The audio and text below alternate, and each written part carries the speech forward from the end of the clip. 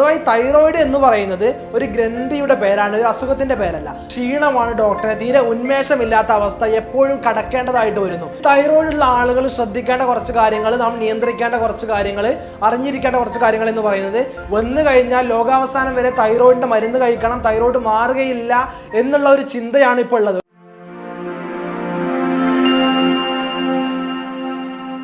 Doctor എനിക്ക് ഭയങ്കര ക്ഷീണമാണ്, അല്ലെങ്കിൽ ഭയങ്കര തണുപ്പാണ്. സാധാരണ നമുക്കെല്ലാവർക്കും ചൂടുള്ള സമയത്ത് അവർക്ക് ഭയങ്കര തണുപ്പായിരിക്കും, ചില്ലിനെസ് ആയിരിക്കും.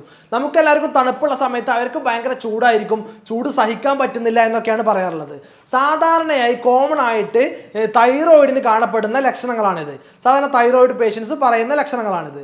സാധാരണ ആളുകൾ ക്ലിനിക്കിലോട്ട് വരുമ്പോൾ ഡോക്ടറെ എനിക്ക് തൈറോയിഡ് ആണ് എന്ന് പറയാറുണ്ട്. അഥവാ ഈ തൈറോയിഡ് എന്ന് പറയുന്നത് ഒരു ഗ്രന്ഥിയുടെ പേരാണ്, ഒരു അസുഖത്തിന്റെ പേരല്ല. അഥവാ നമ്മുടെ തൊണ്ടയിൽ കാണപ്പെടുന്ന ഒരു ബട്ടർഫ്ലൈ ഷേപ്പിലുള്ള ഒരു ഗ്രന്ഥിയാണ് തൈറോയിഡ് എന്ന് പറയുന്നത്. ഈ തൈറോയിഡിന് ഒരുപാട് ഫങ്ഷൻസ് നമ്മുടെ ശരീരത്തിലുണ്ട്. നമ്മുടെ ഗ്രോത്ത് ആൻഡ് ഡെവലപ്മെന്റ്, നമ്മുടെ ശരീര വളർച്ച, അതുപോലെ തന്നെ ഒരുപാട് മെറ്റബോളിസങ്ങളൊക്കെ നിയന്ത്രിക്കുന്നത് ഈ തൈറോയിഡ് ഗ്രന്ഥിയാണ്. ഈ തൈറോയിഡ് ഗ്രന്ഥിയുടെ ഹോർമോണുകളിൽ ഉണ്ടാകുന്ന ഏറ്റക്കുറച്ചിലുകളാണ് അതിന് ഏത് അസുഖമാണ് എന്ന് നമുക്ക് മനസ്സിലാക്കാൻ കഴിയുന്നത്. തൈറോയിഡ് ഹോർമോണുകൾ കൂടുമ്പോൾ ഹൈപ്പർ തൈറോയിഡിസം ആവുന്നു, തൈറോയിഡ് ഹോർമോണുകൾ കുറയുമ്പോൾ ഹൈപ്പോ തൈറോയിഡിസമായി മാറുന്നു. അതുപോലെ തന്നെ ഹൈപ്പർ തൈറോയിഡിസവും ഹൈപ്പോ തൈറോയിഡിസവും അല്ലാതെ മറ്റൊരു വിഭാഗമാണ് ഗോയിറ്റർ എന്ന് പറയുന്നത്. നമ്മുടെ തൈറോയിഡ് ഗ്രന്ഥി ഉണ്ടാകുന്ന വീക്കം, തൈറോയിഡ് ഗ്രന്ഥി വീങ്ങി വലുതായിട്ടുണ്ടാകുന്ന ഒരു അവസ്ഥയാണ് ഗോയിറ്റർ എന്ന് പറയുന്നത്. മറ്റൊന്ന് വളരെ റയറായിട്ട്, തീരെ കാണപ്പെടാത്ത, വളരെ റയറായിട്ട് മാത്രം കാണുന്ന ഒരു അസുഖമാണ് തൈറോയിഡ് ക്യാൻസർ എന്ന് പറയുന്ന നാലാമത്തെ ഗണം എന്ന് പറയുന്നത്. ഇനി പ്രധാനമായിട്ട് ഈ തൈറോയിഡിന്റെ ഈ ടൈപ്സുകൾ, തൈറോയിഡിൽ ഉണ്ടാകുന്ന ലക്ഷണങ്ങൾ എന്ന് പറയുന്നത് ഏറ്റവും പ്രധാനമായിട്ട് നേരത്തെ പറഞ്ഞ പോലെ ക്ഷീണം, അതുപോലെ തടി ഉണ്ടാവുക, അങ്ങനെ ചൂടും തണുപ്പും സഹിക്കാൻ പറ്റാത്ത ഒരു അവസ്ഥ, ഇതൊക്കെയാണ് സാധാരണഗതിയിൽ ഉണ്ടാകുന്ന ലക്ഷണങ്ങൾ എന്ന് പറയുന്നത്. ഇനി ഒബിസിറ്റി ഉള്ള ആളുകൾക്ക് ഒരുപാട് ആളുകൾ ചോദിക്കാറുണ്ട്, എന്താണ് ഈ ഹൈപ്പോ തൈറോയിഡിസ് ഉള്ള ആളുകളിൽ തടി കൂടുതലായി കാണുന്നു, ഹൈപ്പർ തൈറോയിഡിസ് ഉള്ള ആളുകളിൽ തടി കുറഞ്ഞതായിട്ട് കാണപ്പെടുന്നു എന്നുള്ളത്. സാധാരണയായിട്ട് തൈറോയിഡിൻ്റെ ഹോർമോൺ കുറയുന്ന അവസ്ഥയാണല്ലോ ഹൈപ്പോ തൈറോയിഡിസം. തൈറോയിഡിൻ്റെ ഹോർമോൺ കുറയുന്ന സാഹചര്യത്തിൽ BMR എന്ന് പറയും, നമ്മുടെ ബേസൽ മെറ്റബോളിക് റേറ്റ് എന്ന് പറയുന്ന ഈ ഒരു മെറ്റബോളിസത്തിൻ്റെ അളവും കുറയുന്നു. കാരണം ഈ BMR, ബേസൽ മെറ്റബോളിക് റേറ്റ് നിയന്ത്രിക്കുന്നത് തൈറോയിഡ് ഹോർമോണാണ്. അപ്പോൾ തൈറോയിഡ് ഹോർമോൺ കുറയുമ്പോൾ സ്വാഭാവികമായിട്ടും BMR കുറഞ്ഞു വരുന്നു. BMR കുറഞ്ഞാൽ നാം കഴിക്കുന്ന ആഹാരങ്ങളെ എനർജി ലെവലിലോട്ട് മാറ്റുന്നത് ഈ BMR വഴി എന്ന മെക്കാനിസത്തിലൂടെ. അപ്പൊ എനർജി ലെവലിലോട്ട് മാറ്റപ്പെടുന്നില്ല. കഴിക്കുന്ന ആഹാരം എനർജി ലെവലിലോട്ട് മാറ്റാതെ മുഴുവനായിട്ട് നമ്മുടെ ശരീരത്തിൽ അടിഞ്ഞുകൂടുന്നു, ഫാറ്റ് ആയിട്ട് ഡെപ്പോസിറ്റ് കൂടുന്നു, അങ്ങനെ തടി കൂടുന്നു. അതാണ് ഹൈപ്പോ തൈറോയിഡിസത്തിൽ തടി കൂടുന്നത്. അതിന്റെ നേരെ ഓപ്പോസിറ്റ് ആയിരിക്കും ഹൈപ്പർ തൈറോയിഡിസത്തിൽ കാണപ്പെടുന്നത്. അഥവാ ഹൈപ്പർ തൈറോയിഡിസത്തിൽ തൈറോയിഡിന്റെ ഹോർമോണിന്റെ അളവ് കൂടുന്നു, അപ്പോൾ BMR ബേസൽ മെറ്റബോളിക് റേറ്റ് അളവ് കൂടുന്നു. അതുകൊണ്ട് നാം കഴിക്കുന്ന എല്ലാ ആഹാരവും, നമ്മൾ എന്തൊക്കെ ആഹാരം കഴിക്കുന്നു അത് മുഴുവൻ എനർജിയിലോട്ട് മാറ്റപ്പെടുന്നു. നമുക്ക് ആവശ്യമുണ്ടെങ്കിലും ഇല്ലെങ്കിലും മുഴുവനായിട്ട് എനർജിയിലോട്ട് മാറ്റപ്പെടുന്നു. നമ്മുടെ ശരീരത്തെ പുഷ്ടിപ്പെടുത്താൻ, തടി കൂടാൻ, അടിഞ്ഞുകൂടാൻ വേണ്ടി ഒരു ഭക്ഷണവും ബാക്കി നിൽക്കുന്നില്ല. അതുകൊണ്ട് നാം ശോഷിച്ച് പോകുന്നു. ഇതാണ് തടിയുടെ കാര്യത്തിൽ അവിടെ സംഭവിക്കുന്നത്. രണ്ടാമത്തെ പ്രധാനമായിട്ടുള്ള ലക്ഷണമാണ് ക്ഷീണമാണ് ഡോക്ടറെ, തീരെ ഉന്മേഷമില്ലാത്ത അവസ്ഥ എപ്പോഴും കടക്കേണ്ടതായിട്ട് വരുന്നു. ഇതും നേരത്തെ പറഞ്ഞ പൊണ്ണത്തടിക്ക്, ഒബിസിറ്റിക്ക് ഉണ്ടാകുന്ന കാരണം തന്നെയാണ് BMR, ഞാൻ നേരത്തെ പറഞ്ഞു ബേസൽ മെറ്റബോളിക് റേറ്റ്. കാരണം ഹൈപ്പോ തൈറോയിഡിസത്തിൽ തൈറോയിഡ് ഹോർമോൺ കുറയുന്നു, അതുകൊണ്ട് BMR ബേസൽ മെറ്റബോളിക് റേറ്റ് കുറയുന്നു. അതുകൊണ്ട് നാം കഴിക്കുന്ന ആഹാരങ്ങളെ മുഴുവനായിട്ട് എനർജിയിലോട്ട് കൺവേർട്ട് ചെയ്യപ്പെടുന്നില്ല. എനർജിയിലോട്ട് കൺവേർട്ട് ചെയ്യപ്പെടാതിരിക്കുമ്പോൾ നമുക്ക് എനർജി ഉണ്ടാവുകയില്ല. സ്വാഭാവികമായിട്ട് എനർജി ഇല്ലാത്ത ഒരാൾ എപ്പോഴും ഉന്മേഷമില്ലാതെ ഒരു ക്ഷീണിതനായിക്കൊണ്ടായിരിക്കും എപ്പോഴും കാണപ്പെടുക. അതാണ് എപ്പോഴും ക്ഷീണിതനായിട്ട് ഒരു ഹൈപ്പോ തൈറോയിഡിസം ഉള്ള ആളുകൾ കാണപ്പെടുന്നത്.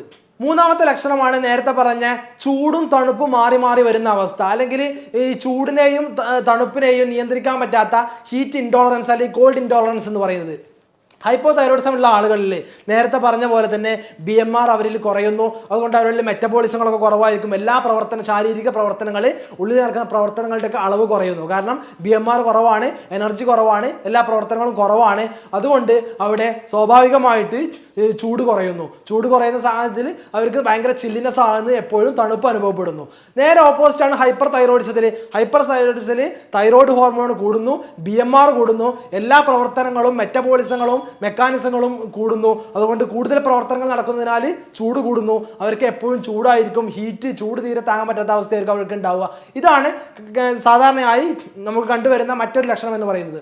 അടുത്ത ലക്ഷണം എന്ന് പറയുന്നത് ഹെയർ ഫാൾ ആണ്, മുടികൊഴിച്ചിൽ. മുടികൊഴിച്ചിലിനായിട്ട് ഒരുപാട് രോഗികൾ ക്ലിനിക്കിലോട്ട് വരാറുണ്ട്. മുടികൊഴിച്ചിലിനാവുമ്പോൾ നമ്മൾ സാധാരണ മുടികൊഴിച്ചിലുള്ള മരുന്ന് മാത്രം കൊടുത്തിട്ട് അല്ലെങ്കിൽ തേക്കാനുള്ള എണ്ണ മാത്രം കൊടുത്തുകൊണ്ട് പ്രത്യേകിച്ച് കാര്യം ഉണ്ടാവില്ല.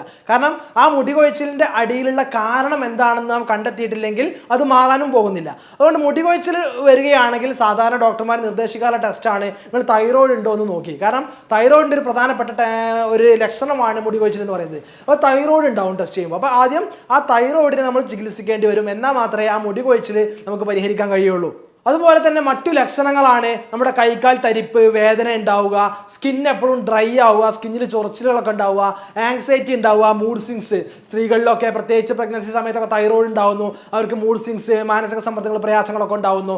ഇതൊക്കെയാണ് അതുപോലെ തന്നെ കോൺസ്റ്റിപ്പേഷൻ, വയറ്റിൽ നിന്ന് കൃത്യമായിട്ട് പോവാതിരിക്കുക, ഒന്നിടവിട്ട് പോവുക, അല്ലെങ്കിൽ 2-3 ദിവസം വയറ്റിൽ നിന്ന് കൃത്യമായിട്ട് ക്ലിയർ ആയിട്ട് പോകുന്നില്ല ഡോക്ടർ എന്ന് പറയുക. ഇതൊക്കെയാണ് സാധാരണഗതിയിൽ കാണപ്പെടുന്ന തൈറോയിഡിൻ്റെ ലക്ഷണങ്ങൾ, തൈറോയിഡ് സംബന്ധമായിട്ടുള്ള അസുഖങ്ങളുടെ ലക്ഷണങ്ങൾ എന്ന് പറയുന്നത്. ഇനി തൈറോയിഡിന്റെ ടെസ്റ്റ് എങ്ങനെയാണ്, തൈറോയിഡ് ഉണ്ടോ ഇല്ലേ, എന്ത് തൈറോയിഡ് ആണ് എന്ന് മനസ്സിലാക്കുന്നതിന് വേണ്ടിയിട്ട് അതിലെ ടെസ്റ്റുകൾ എന്ന് പറയുന്നത് കോമൺ ആയിട്ട് നാം ചെയ്യാറുള്ള ബ്ലഡ് ടെസ്റ്റ് ആണ് TFT, തൈറോയിഡ് ഫംഗ്ഷൻ ടെസ്റ്റ് എന്ന് പറയുന്ന ടെസ്റ്റ്. അതിൽ T3, T4, TSH ഒക്കെ പെടും. T3, T4 thyroid ഹോർമോണുകളാണ്. അത് കൂടിയാൽ ഹൈപ്പർ തൈറോയിഡിസം, കുറഞ്ഞാൽ ഹൈപ്പോ തൈറോയിഡിസം. TSH ആണെങ്കിൽ TSH കൂടിയാൽ ഹൈപ്പോ തൈറോയിഡിസവും TSH കുറഞ്ഞാൽ ഹൈപ്പർ തൈറോയിഡിസവുമാണ്. ഇനി ചില ആളുകൾക്ക് ഈ തൈറോയിഡിന്റെ ഈ ഹോർമോണുകളൊക്കെ നോർമൽ ആയിരിക്കും, എന്നാലും അവർക്ക് ഇത്തരം ലക്ഷണങ്ങളൊക്കെ ഉണ്ട് എങ്കിൽ നമ്മൾ അടുത്തൊരു ടെസ്റ്റ് ആയിട്ടുള്ള തൈറോയിഡ് ആന്റിബോഡി ടെസ്റ്റ് ചെയ്യേണ്ടതുണ്ട്. ഈ തൈറോയിഡ് ആന്റിബോഡി ടെസ്റ്റുകളും കൂടെ ചെയ്താൽ ചില ആളുകൾക്ക് അത്തരത്തിലുള്ള പ്രയാസങ്ങൾ ഉണ്ടെന്നുണ്ടെങ്കിൽ നമുക്ക് അതിൽ നിന്ന് മനസ്സിലാക്കാം ഇത് ഈ തൈറോയിഡിന്റെ പ്രശ്നം കൊണ്ട് തന്നെയാണ് എന്ന് അപ്പോൾ മനസ്സിലാക്കാം. ഇനി തൈറോയിഡ് ഉള്ള ആളുകൾ ശ്രദ്ധിക്കേണ്ട കുറച്ച് കാര്യങ്ങൾ, നാം നിയന്ത്രിക്കേണ്ട കുറച്ച് കാര്യങ്ങൾ, അറിഞ്ഞിരിക്കേണ്ട കുറച്ച് കാര്യങ്ങൾ എന്ന് പറയുന്നത് ഏറ്റവും പ്രധാനമായിട്ട് നമ്മുടെ ലൈഫ് സ്റ്റൈലിലുള്ള മാറ്റങ്ങളാണ് വരുത്തേണ്ടത്. ഏറ്റവും പ്രധാനമായിട്ട് ആഹാരത്തിൽ കുറച്ച് മാറ്റങ്ങൾ വരുത്തേണ്ടതുണ്ട്. ആഹാരത്തിൽ നാം എന്തൊക്കെ കഴിക്കണം, എന്തൊക്കെ കഴിക്കാൻ പാടില്ല. മദ്യപാനം പൂർണ്ണമായിട്ട് ഒഴിവാക്കേണ്ടതുണ്ട്. കോഫി, ടീ പോലെയുള്ള അമിതമായിട്ടുള്ള ഉപയോഗമുണ്ടെങ്കിൽ അത് പൂർണ്ണമായിട്ട് ഒഴിവാക്കുക. അതുപോലെ തന്നെ ചില ആളുകൾ ചോദിക്കാറുണ്ട്, ഡോക്ടറെ ഗോതമ്പിൽ ഗ്ലൂട്ടൻ എന്ന് പറയുന്ന ഒരു ഘടകം അടങ്ങിയിട്ടുണ്ട്, അതുകൊണ്ട് ഗോതമ്പ് ഈ തൈറോയിഡുള്ള ആളുകൾ ഒഴിവാക്കേണ്ടതില്ല, അത് കഴിച്ചാൽ പ്രശ്നമുണ്ടോ എന്ന് ചോദിക്കാറുണ്ട്. സാധാരണ തൈറോയിഡ് പ്രശ്നങ്ങൾക്കൊന്നും ഗോതമ്പ് കഴിക്കുന്നതുകൊണ്ട് പ്രശ്നമില്ല. ഓട്ടോ ഇമ്മ്യൂൺ തൈറോയിഡൈറ്റിസ് പോലെയുള്ള ഓട്ടോ ഇമ്മ്യൂൺ ഡിസീസ് ആയിട്ടുള്ള തൈറോയിഡ് പ്രശ്നങ്ങൾക്കാണ് ഗോതമ്പ്, ഈ ഗ്ലൂട്ടൻ അടങ്ങിയിട്ടുള്ള ഗോതമ്പ് നാം ഒഴിവാക്കേണ്ടതുള്ളൂ. മറ്റു തൈറോയിഡ് അസുഖങ്ങൾക്കൊക്കെ ഗോതമ്പിൻ്റെ ആഹാരങ്ങൾ കഴിക്കാവുന്നതാണ്. മറ്റൊന്നാണ്, ഒരുപാട് ആളുകൾ ചോദിക്കാറുണ്ട്, കാബേജ് അതുപോലെ തന്നെ കോളിഫ്ലവർ ഒക്കെ കഴിക്കാൻ പറ്റുമോ, അത് ഒഴിവാക്കേണ്ടതില്ല എന്നൊക്കെ. അത് നാം വേവിച്ച് കഴിക്കാവുന്നതാണ്. വേവിക്കാതെ നമ്മളുടെ വെസ്റ്റേൺ സ്റ്റൈലിൽ വേവിക്കാതെ പച്ചയായിട്ട് ഈ തൈറോയിഡുള്ള ആളുകൾ കഴിക്കാൻ പാടില്ല. തൈറോയിഡുള്ള ആളുകൾ നിർബന്ധമായിട്ടും കാബേജൊക്കെ കഴിക്കുമ്പോൾ അത് വേവിച്ചതിന് ശേഷം മാത്രമാണ് കഴിക്കേണ്ടത്. മറ്റൊന്ന്, വെള്ളം ധാരാളമായിട്ട് കുടിക്കേണ്ടതുണ്ട്. അതുപോലെ തന്നെ കൃത്യമായിട്ട് എക്സസൈസ് ചെയ്യേണ്ടതുണ്ട്, വ്യായാമം ചെയ്യേണ്ടതുണ്ട്. മറ്റൊരു കാര്യം എന്ന് പറയുന്നത് ആഹാരത്തിൽ ധാരാളമായി തൈര്, പാല് പോലെയുള്ളവ ഉൾപ്പെടുത്തുക. തൈരും പാലും ആഹാരത്തിൽ കൂടുതലായിട്ട് ഉൾപ്പെടുത്തുക.